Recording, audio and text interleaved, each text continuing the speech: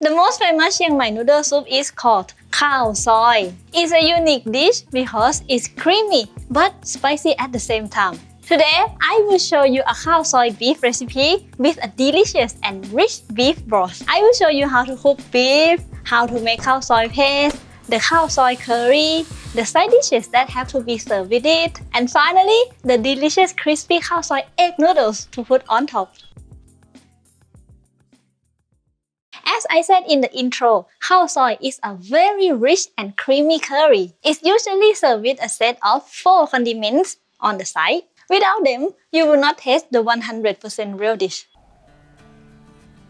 First, I will start with the pickled mustard greens. There are different possible flavors, only sweet, only sour, or salty and sour.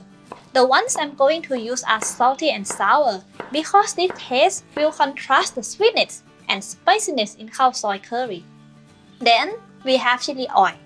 We will add some neutral oil to a pot, then add chili powder. Stir to mix and keep stirring for 2 minutes until the chili oil is done. Then remove it to a bowl and set it aside. The other 2 condiments are chopped shallots and some lamb wedges. Now, I'm going to take care of the beef. When I say beef, it's because that's what most people abroad use. But here in Thailand, at least in Chiang Mai, we don't really have beef. It's mostly imported and very pricey. Instead, we use buffalo, but it's very similar. For a better taste, smell, and texture, I will not cook only the beef in water just like that, but I need some herbs. I will use some mashed lemongrass, garlic, shallots, galangal, kaffir lime leaves, and finger root. We are going to bring them into boiling water and let them infuse for a few minutes. Then, start to put the beef in there. Don't stir now, or you will risk making the broth smelly.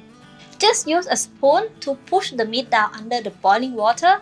That's enough. Cover with a lid, then let it boil for 2 to 3 minutes on high heat to let the foam come out from the meat. Now, we are going to remove as much foam as possible. Don't let any chunk like this one left in the broth. Once we can see clearly the broth like this, we lower the gas to low heat, cover with the lid, and let it simmer for 4 hours. Now 4 hours have passed, it's time to take care of the beef and the broth. I'm going to remove the beef to a bowl and will set it aside. I'm really happy with the result because the beef is very soft and tender. I tried 1 piece. Actually, 4 pieces total. And the smell of the broth is fantastic. I'm not kidding. We are going to strain the herbs out, let the soup stay in a bowl, and set it aside. Now for the paste, we are going to finely chop everything into small pieces to make it easier to pound. If you notice, shallot is an ingredient that we have in all the Thai curry paste because of its sweet flavor. By the way, if you would like to see more Thai curry paste, I have made a video to explain just that. You can go have a look later on. The next one is finger root or kra chai. It really has a unique smell and taste. If you really cannot find it, well, ginger is not the best substitute. For the lemongrass, we will always use the bottom half only to make a paste because it's the part that has full of aroma and flavor. After I sliced it, I will chop it to make the pieces smaller.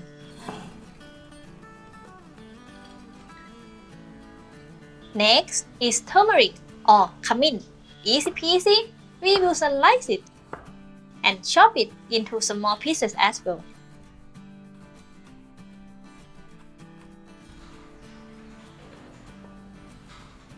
We also need some lamb zest. Another important ingredient we will use is chili. I will use 3 different chilies: fresh ginger chilies, dried bird's eye chilies, and dried ginger chilies. But first, we need to roast them in a pan on medium heat and keep stirring until they turn to a nice dark maroon color. Now, we are ready for making the paste. To do so, I will use my krop Crock mortars are handcrafted by artisans in Thailand and they are beautiful, aren't they? If you are interested in getting one for yourself, I will leave the link in the description as well as a discount code that will give you a 10% discount. Using my link will also give me a small commission and that helps me make more content. Let's start with turmeric, lemongrass, lime zest, and finger root. I will pound until everything becomes a nice and fine paste. Because I already chopped them into small pieces, this step will be quick. After that, I will pound fresh chilies. This is optional, the classic version doesn't add it. But I want my paste to smell and taste spicier, so I like to add fresh chilies. Jinda chilies are bigger than bird's eye chilies, but they also are less spicy. Anyway, if you remember, I use both in this recipe. But if you think it's too spicy for you, just put a fewer chilies, okay? Time to add the dry chilies in the mortar, and because I roasted them already, the texture is quite crispy, so it's very easy to pound now. After that, I will add chopped shallots and garlic. These are small Thai garlic. Their skin is not that hard, so it's okay to pound it without removing it. We also do need a dry spice for this khao soi, and that will be yellow curry. Add in the mortar and pound to mix. Then I will add kapi or shrimp paste. This is going to add saltiness, umami, and a soury flavor. Pound to mix well, and we will have a rustic and homemade khao soi paste. This curry paste recipe can be used to make khao soi 2 times, so keep the rest of it in the fridge for another day. We are now going to make crispy egg noodle to put on top of the dish. It's pretty simple. All we have to do is put the noodles in a pot of hot oil and use chopsticks to spread them quick.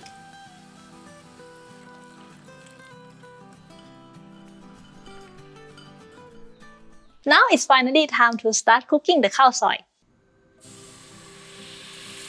I will add some coconut milk to a pot, then wait until it's bubbling like this. Then I can add the paste. And stir to mix until the paste combines with the coconut milk. After that, I will let the coconut milk dry up until the coconut oil separates from it. Same as we always do to make a curry, it's now time to add the beef, and I will toss it in the curry paste to get it coated nicely.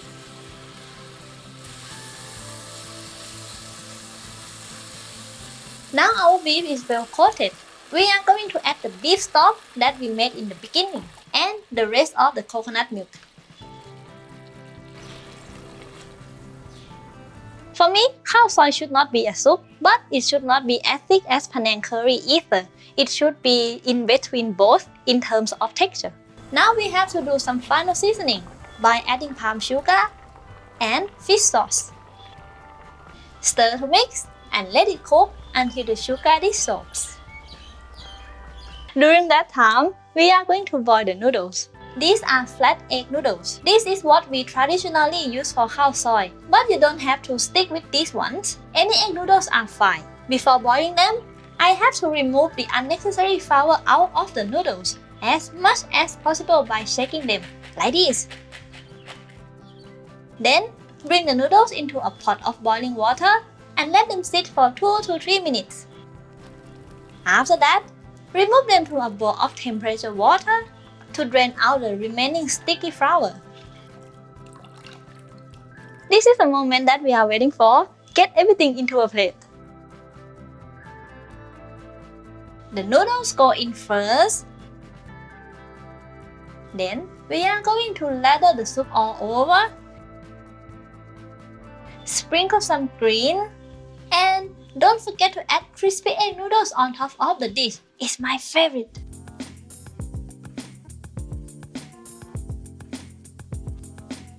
And there we go! Chiang Mai Khao Soi beef. It takes a bit of time, but it's fairly easy to make. Let me know in the comments what you think. Don't forget to chop that like button! And if you like Thai curries, I recommend you to watch my Penang curry recipe, or even this playlist to find your favorite one. Thank you for watching. See you on Thursday. ขอบคุณค่ะ Bye bye.